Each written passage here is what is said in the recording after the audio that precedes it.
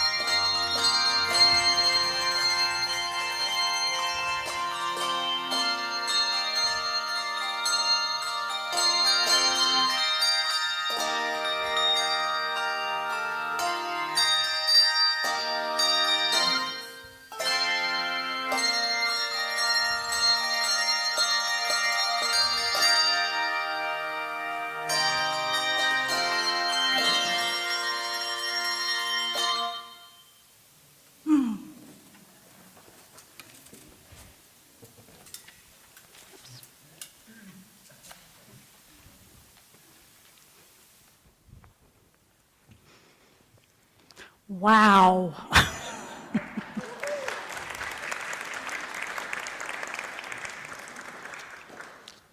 Welcome. Welcome to this time of worship as we open ourselves to the love and light of God. If you are visiting with us this morning, welcome. We have welcome visitor cards on the table in the narthex entry area, and we invite you to fill one out, and we would be glad to stay in touch with you and encourage you on your faith journey. It is good to be back. My husband Jeffrey and I were on vacation for a few days last week visiting our son in Orange County. So grateful for all the ways we stay connected. One of the joys today is to hear both of our choirs, our amazing handbell choir as well as our chancel choir. And I give special thanks for all of our singers and musicians in our church. This marks the end of the season, and they'll take the summer off and then resume in the fall. So let's give a round of applause for all of our musicians. And special thanks to Martha Wall and Marquise Usher, our directors.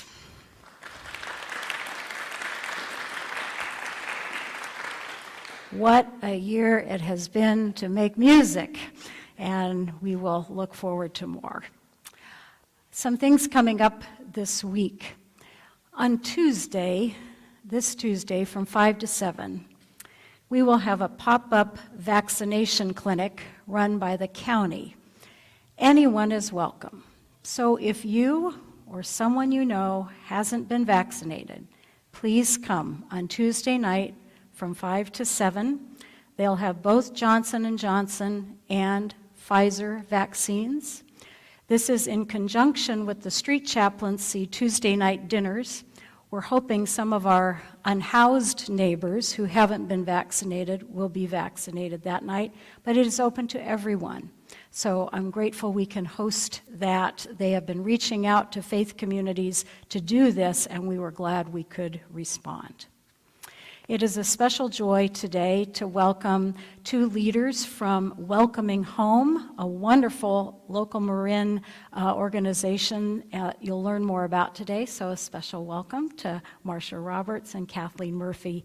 You'll be hearing more from them. Today we are continuing to wear masks as the county and state change, but the session and the reopening task force are doing this slowly. Each congregation, each faith community, each organization and business is making these decisions. So rather than jump into a new phase, we're doing it slowly. So today we're asking you to continue to wear masks in worship. Next Sunday we are outside. Fully vaccinated people do not need to wear masks outside. And then on July 4th, we'll be back in the sanctuary, and fully vaccinated people do not have to wear masks. So we're taking this incrementally, and we appreciate your participation in that.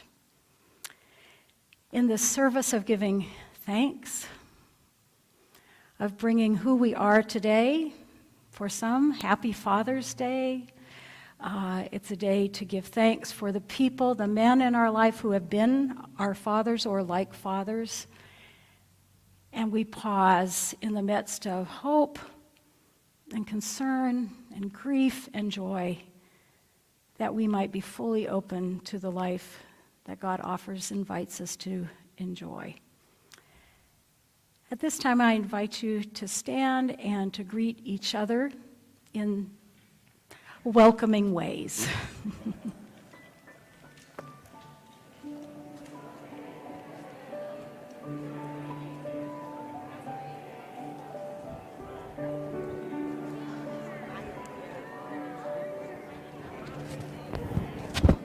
Welcome.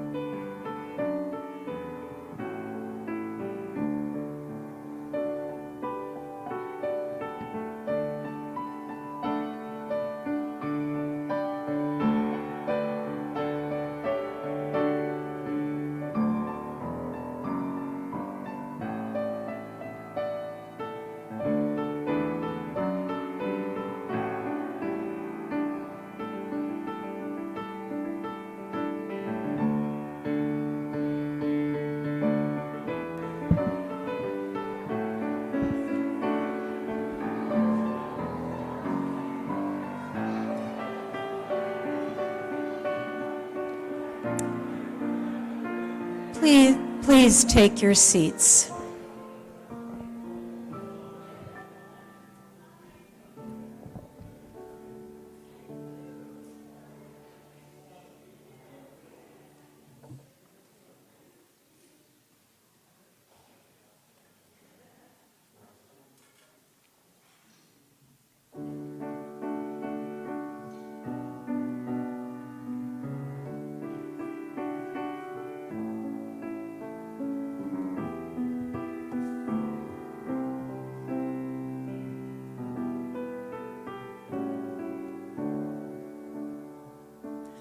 Come and fill our hearts with your peace.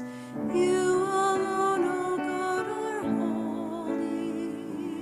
Come and fill our hearts with your peace. Hallelujah. Come and fill our hearts with your peace. You alone, O God, are holy. Come and fill our hearts with your peace. Hallelujah.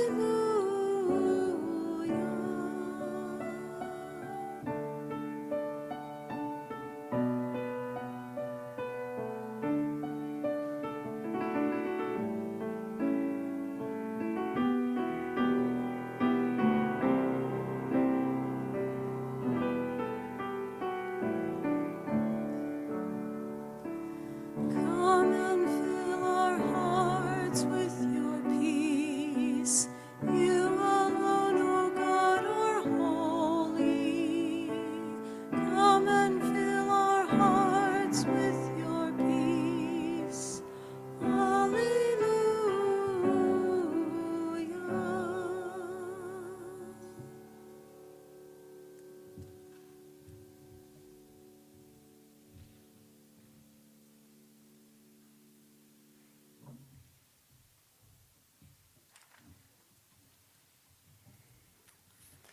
The reading this morning is a Celtic house blessing.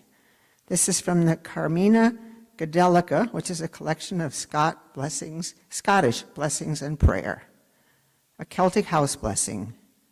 God bless the corners of this house, and all the lintel blessed, and bless the hearth, and bless the board, and bless each place of rest, and bless each door that opens wide to strangers as to kin, and bless each crystal window pane that lets the starlight in, and bless the roof tree overhead and every sturdy wall, the peace of each one, the peace of God, with peace and love for all.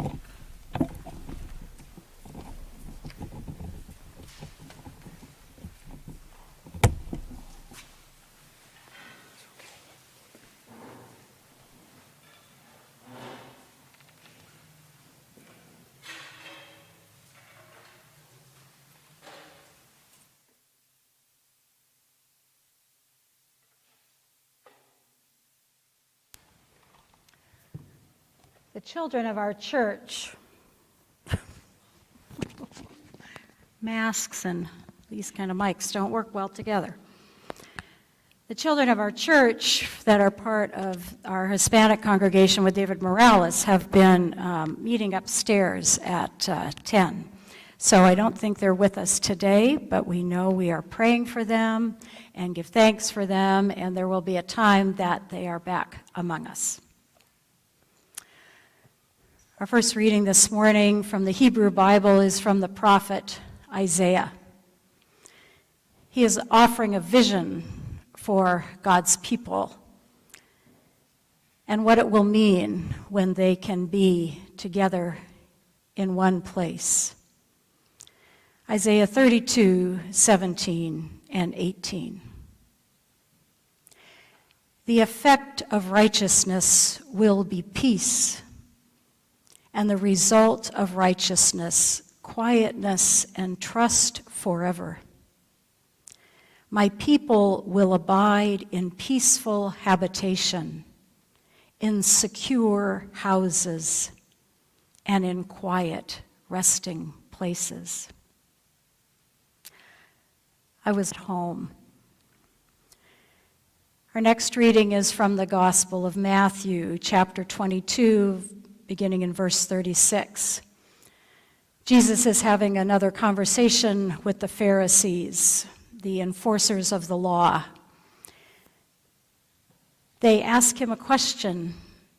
They think they know the answer. One of the Pharisees says, "Teacher, which commandment is the greatest?" Jesus said to him, "You shall love the Lord your God with all your heart and with all your soul and with all your mind. This is the greatest and first commandment. And a second is like it. You shall love your neighbor as yourself." And one other reading from Matthew's Gospel, Matthew 25. It's a parable. It's a metaphor. Jesus is trying to give his followers a picture of how they are to live.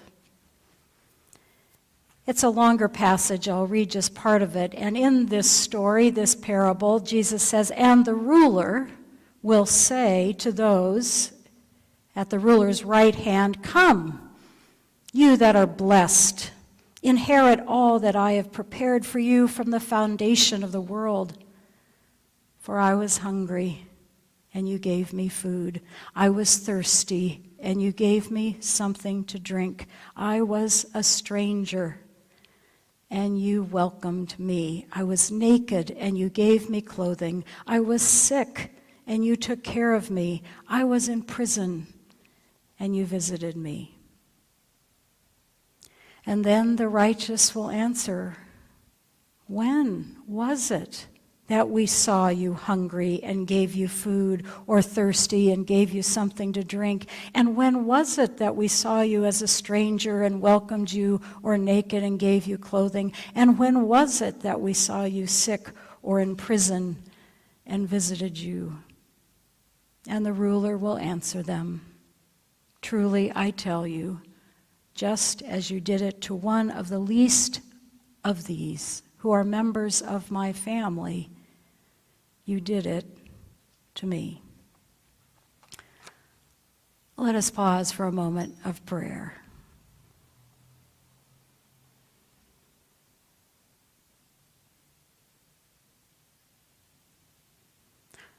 Holy One, we want to have our home in you. And we want people, all people, to have a home, to feel safe, to be supported. Open our hearts today to these ancient words, that we might hear something that moves us. Amen. Love your neighbor.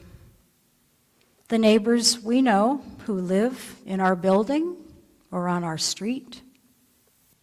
the neighbors in our community that we don't see and don't know, the neighbors who live beyond our zip codes, our global neighbors. The passage today, the Pharisees, the keepers of the religious laws, want to challenge and even trap Jesus. Their question about the greatest commandment seems rather straightforward, but it is not.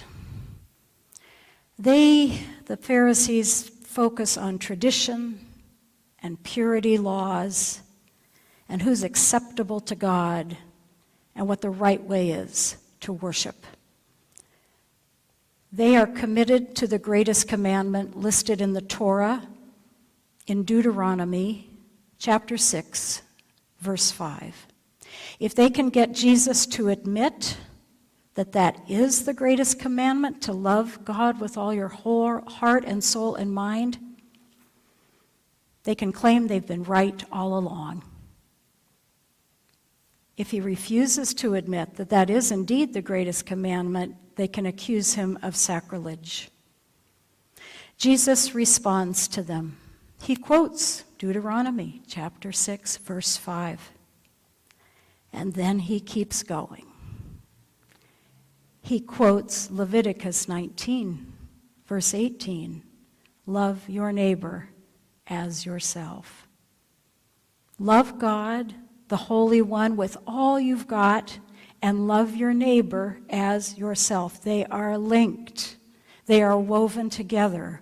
The second is built on the first is not complete without the second. These raise the basic questions of our faith as a church, and how do we follow the ways of Jesus? Who is our neighbor, and how do we love them? The answers to those questions evolve over time to offer shelter, temporary, emergency, and long-term. Sometimes the Spirit brings new opportunities to do this. We're not intended to do that work alone. We do it together with other faith communities and organizations. It is such a joy today to welcome Marcia and Kathleen from Welcoming Home. Marcia is one of the founders of Welcoming Home here in Marin. Kathleen is a member of St. Luke's Presbyterian Church in San Rafael and a primary volunteer for Welcoming Home. So instead of a sermon today, Marcia is going to share with us how this local organization embodies loving our neighbors and how it is changing lives. The Spirit is clearly moving in our community in so many ways. So today it is a special joy to learn how this is happening through Welcoming Home and how we might be part of it.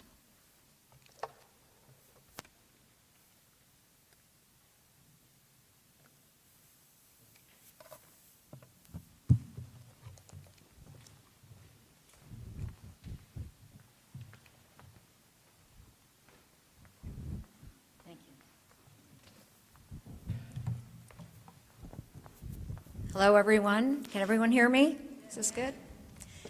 First of all, thank you so much for inviting Kathleen and I here to share with you the story of Welcoming Home. Very, very much appreciate it. And happy Father's Day to everyone here who's either a father or who has one. So, a little bit about... Wrong way? Okay.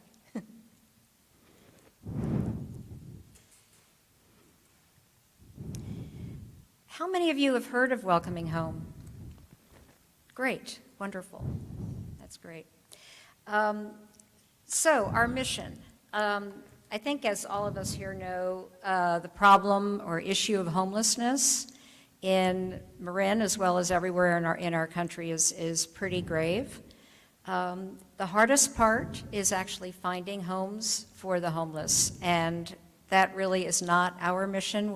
That's kind of a big piece to chew off, and that is not what we do. But what we do is once the homeless have found a home, have found an apartment. Very often, those people, almost always, have nothing to put in it. So there they are in an apartment or a home that's totally empty. And as you can see in the top picture, often there are no beds, people are sleeping on the floor, no furniture. So our mission is really twofold. First, it's to fully furnish and outfit the apartments of people who were homeless and now have a home. And equally important, kind of like from the sermon that we just heard, is to engage the local community in helping these people, equally important. And the way we engage the community is to ask you to donate gently used furniture, household goods, and funding, because these people are our neighbors. So, how many people do we serve? Now, we've actually more than doubled the number of people that we can help a year between last year and this year. We just started a presence in Sonoma earlier this year, so now we serve Marin and also Sonoma County. Every other month, we help 3 or 4 families in Marin, plus 3 or 4 families in Sonoma County. And it's in the same month, so we sort of take a month off in between. We don't really take it off, but it's to prepare for the next 2 welcomings, as we call them. So, for example, we'll have 2 welcomings in July, one on July 17th, in which we'll be furnishing homes of 4 individuals or families in Marin, and another one on July 31st, where we'll be helping 4 individuals or families in Sonoma County. People often ask, well, where do you hear about these people who need help? And we hear about them directly from social service agencies in the counties. And I'm sure you're familiar with some of these: North Marin Community Services, Gilead House, Homeward Bound, and Marin Housing Authority. What we do is we reach out to all of these nonprofits, social service agencies, as well as some others, and we say, okay, we'll be doing a welcoming on July 17th. Do you have any referrals? And essentially the first 3 or 4 individuals or families that are referred who meet the criteria are the ones that we will be helping. So they are vetted, if you will. They are supported by local social service agencies. We've just paired up with Marin Housing Authority in the last few months, and there's a section of Marin Housing Authority that specifically helps the homeless that have been living under the overpasses, which I'm sure you see every day. And so unlike some of the other social service agencies where people are in transitional housing and that sort of thing, the people that Marin Housing Authority serves have literally been living outside under the overpasses. So what's the process? How do we do this? As I said, we get referrals from the local social service agencies. A group of us, 3 or 4 or so, we make an initial visit to the family or to the individuals in their new apartment. We are very lucky to have people who are designers or architects who are volunteers who work with us. So we visit the family or the individuals, and we talk with them about what they need, and it's generally just about everything that they need. They may have 1 or 2 pieces of furniture or something, but in general, they need everything.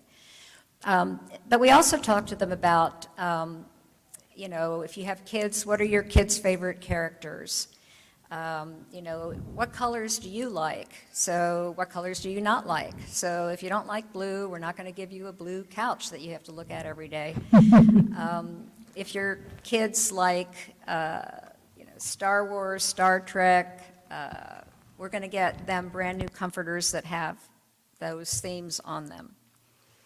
So we like to personalize as much as possible, understanding that all of these things that we're giving them are donations, but we try to tailor them and personalize them as much as possible. And Kathleen is an example of a volunteer who goes out of her way to get the exact comforter with the exact character or theme that the children in this case like. And you should see their faces when they see their brand new bed with that brand new comforter on it.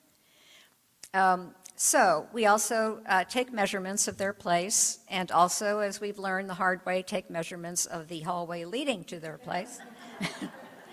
As we have learned that you have to get through the hallway to get to the place.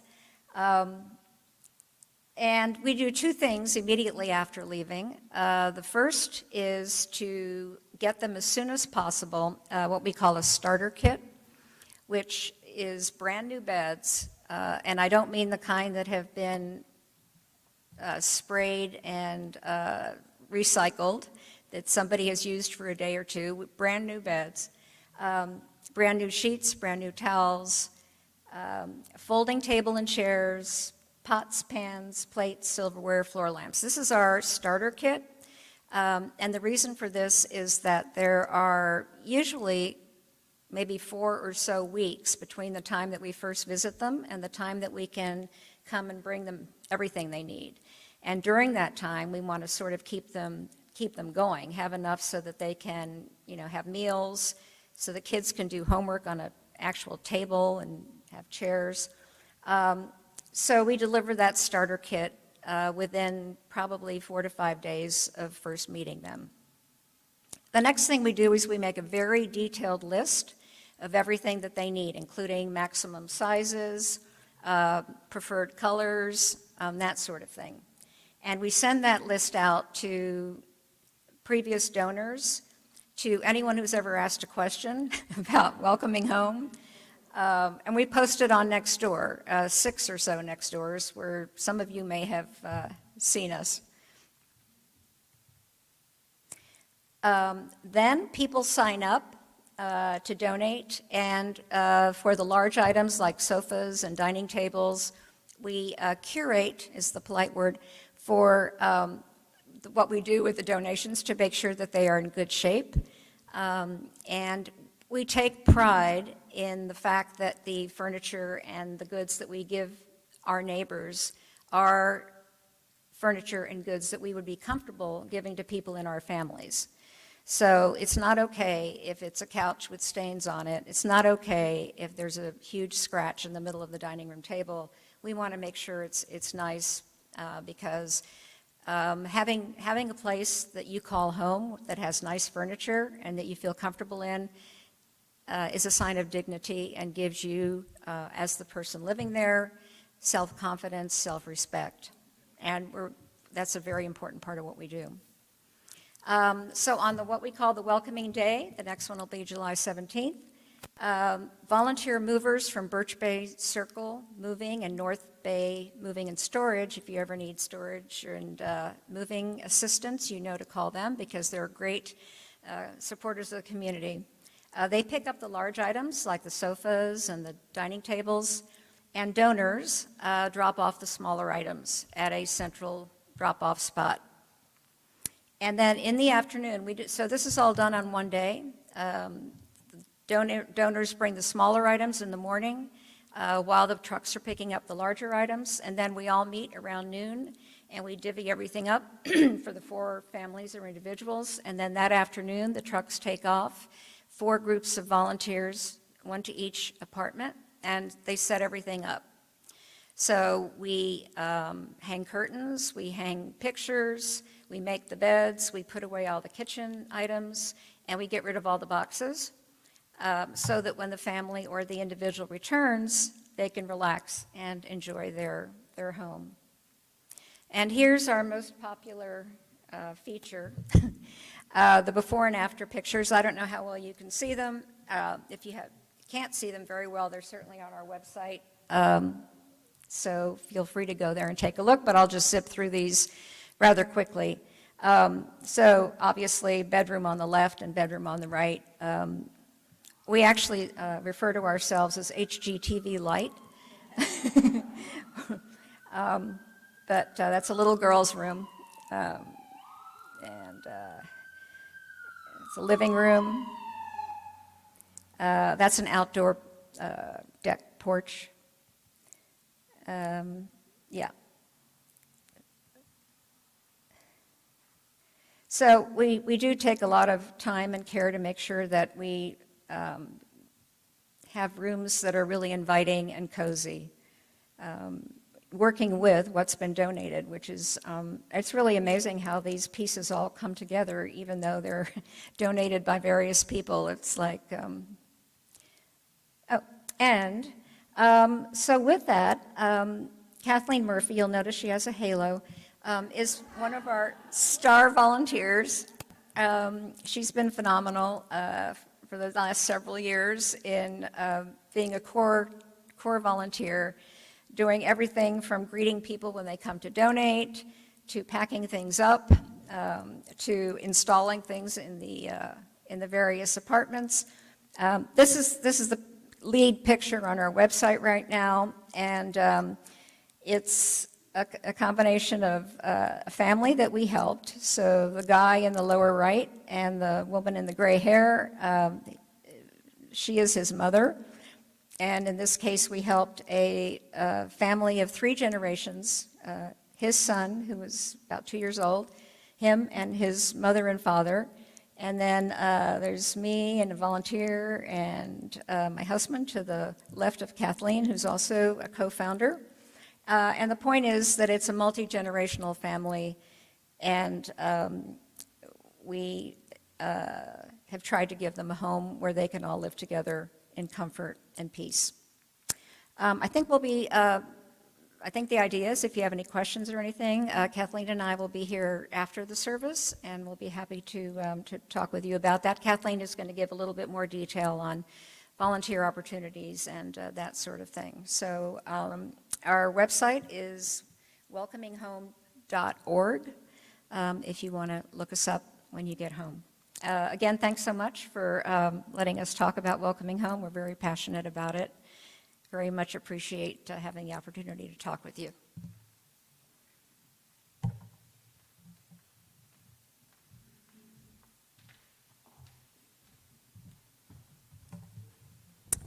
Thank you, Marcia.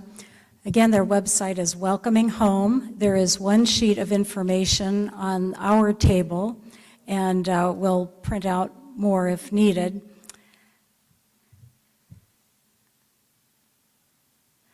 I just want to remind us that part of our vision as a church is we partner together with other churches and organizations.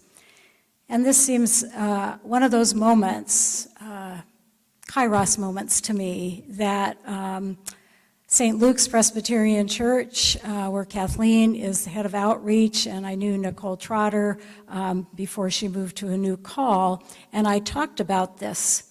So sometimes it takes a while for things to kind of germinate, but here we are in San Rafael, and the opportunities to do mission and service together. So Kathleen has attended our mission committee meetings on Zoom, and this is an opportunity for Welcoming Homes and St. Luke Presbyterian Church and our congregation to work together and see where that leads. So as we continue to open ourselves to what it means to love our neighbor, let's think about what our home and where we live means to us, and how we envision a world where people have lovely, safe places to live and thrive. Amen.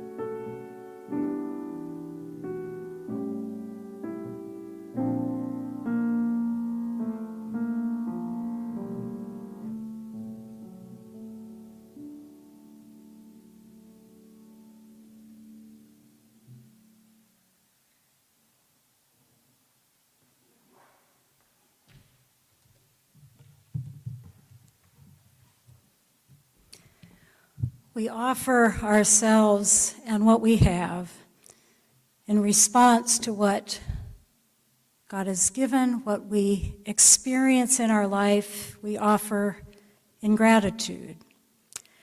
You are invited to bring your offerings in different ways. There is a basket at the for offerings to support and mission of our church. You can give online. You can mail checks to the church. Our passion and the things that matter to us. So I'm inviting Kathleen Murphy to come up to talk about ways that she invites us to think about offering our time as volunteers and what it means to do that through Welcoming Home.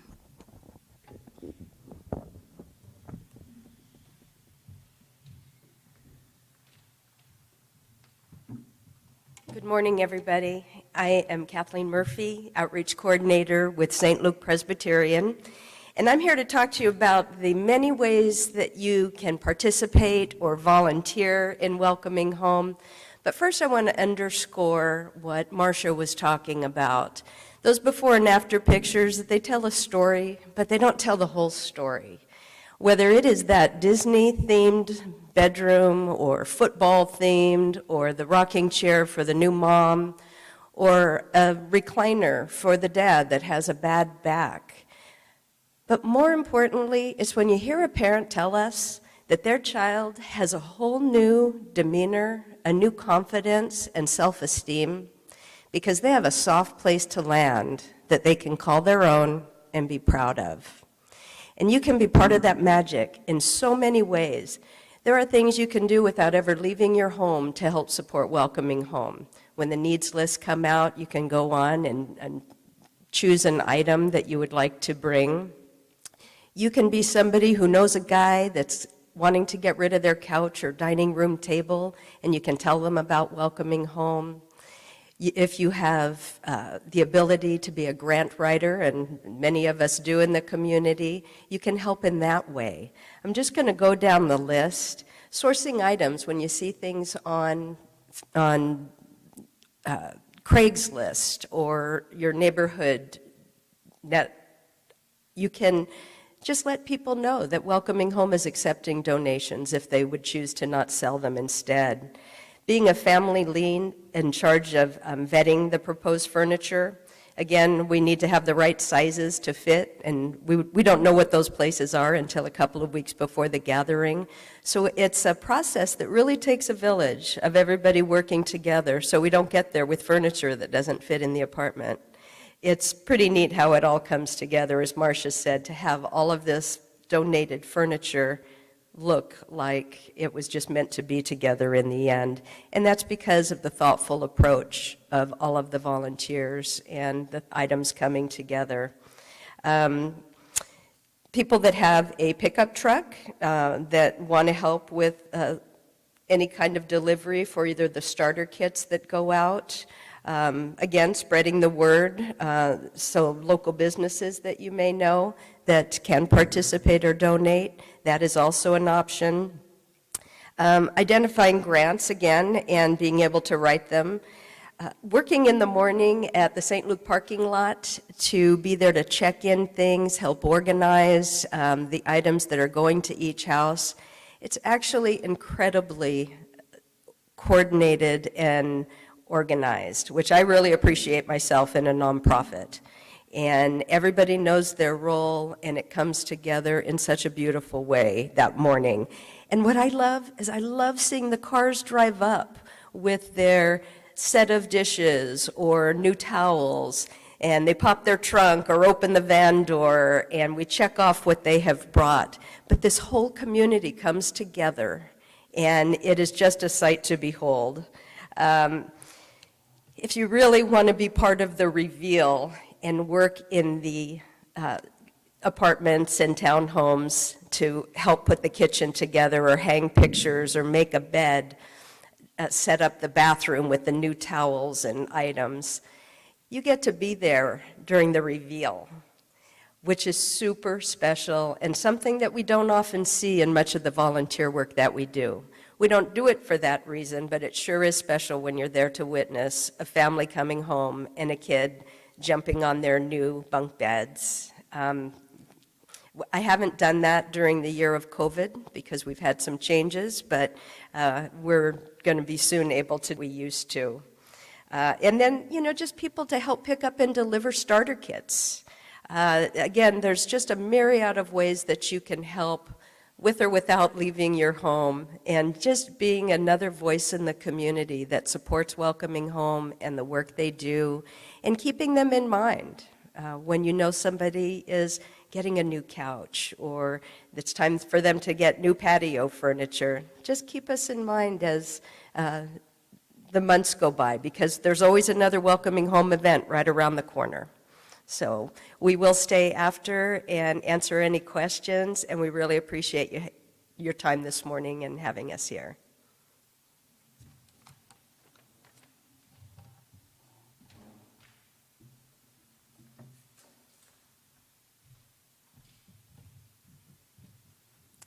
So here are a few details on the screen. The next welcoming day for Welcoming Home is July 17th. And then the next ones are September 18th and November 13th. And this happens in the parking lot of St. Luke's Presbyterian Church in San Rafael, out on the east side. So there are a couple ways to be involved, as Kathleen has listed. You can sign up to receive this needs list, to get on their email list. And it's on their website, there's a way to do it, or there's a list out on the table, and you can say, please put me on the email list to get that needs list. So when it comes on, there's a way you click, okay, I'll do the towels or whatever. There's also an information number. You can phone them or phone Kathleen and do it over the phone and talk about it. Leslie Purdy, the chair of Mission and Social Justice Committee, is the rep for right now of our congregation. So if you're not quite clear how to get involved or what you could do, talk to Leslie and she can connect you. So I hope this will continue to be a way that we learn and grow and work together to welcome our neighbors into a place where they can land softly and thrive. It's a joy today to think about home and what it means to build a home, that we have a church home, we have individual homes, and we love our neighbors. So we're going to finish today by singing one of our favorite hymns, Let Us Build a House and All Are Welcome, and you're invited to stand if you like.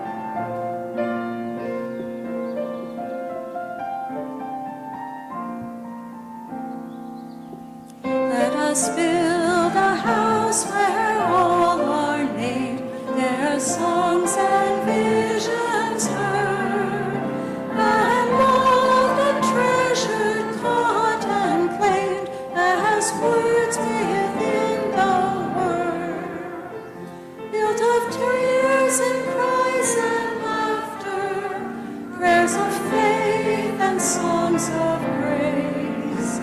Let this house proclaim from floor to rafter, all are welcome, all are welcome, all are welcome in this place.